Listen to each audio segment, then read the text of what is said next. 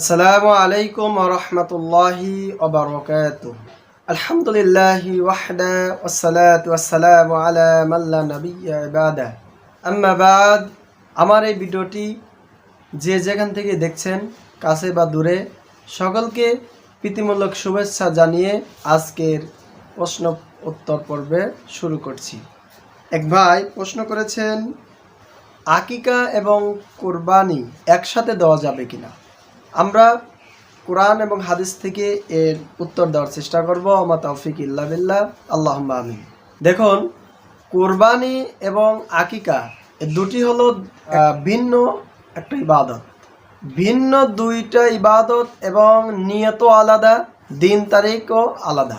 সুতরাং একটা পশুর উপরে দুইটা নিয়ত করে কুরবানি করা বা কাটা শরীয়ত সম্মত নয়।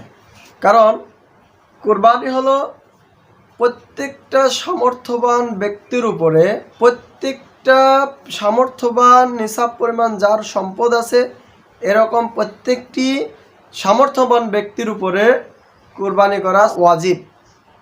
কিন্তু আপনি দেখেন, একটা শিশু যখন জন্মগ্রহণ করে, এই শিশুর কৃতজ্ঞতা প্রকাশ করার জন্য এবং শিশুটির বরকতের জন্য আল্লাহর রাস্তায় জবাই করতে হয়, আল্লাহর রাস্তায় উৎসর্গ করে হয়।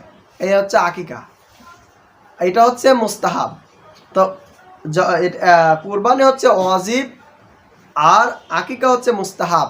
আর ওয়াজিব এবং মুস্তাহাবটা একটা পশুর উপরে দুইটা নিয়ত করলে একটা শরীয়ত সম্মত হবে না। এটা রাসূল সাল্লাল্লাহু আলাইহি সাল্লাম কখনো করেননি।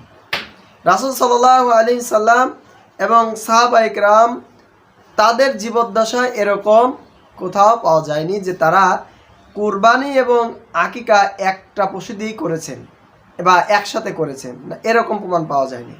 ইমাম আবু হানিফা, শাফি, মালিক রহমতুল্লাহ আলাই তারা বলেছেন একই পশুর উপরে দুইটা নিয়ত করলে একটিও আদায় হবে না।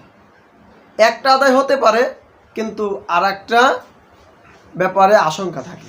আর আপনি দেখেন, কুরবানি করতে হলে পশু কেনার সময় দেখতে হবে গরুর বা আমি যে পশু দ্বারা কুরবানি করব সেই পশুটা বয়স হয়েছে কিনা, 2 বছর বয়স হয়েছে কিনা, এরপরে শিং ভাঙা কিনা, চোখ কানা কিনা, লেজ কাটা কিনা, খুর ভাঙা কিনা, এই যে বিভিন্ন ধরনের আমরা সব দিক দিয়ে আমরা কি করে থাকি, চয়েস করে থাকি, দেখে শুনে কিনি। এটা হচ্ছে কুরবানির শর্ত।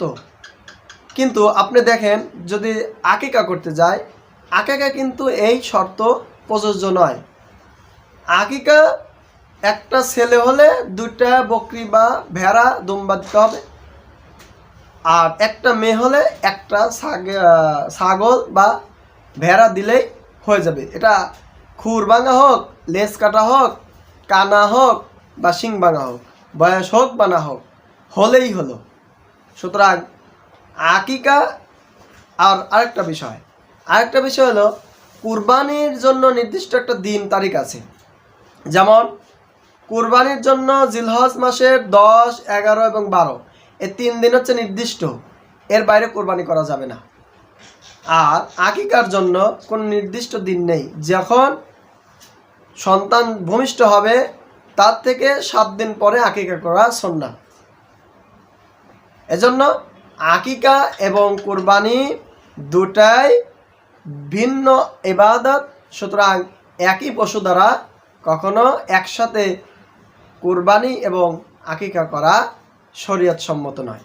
আশা করছি আপনি আপনার উত্তরটি পেয়েছেন।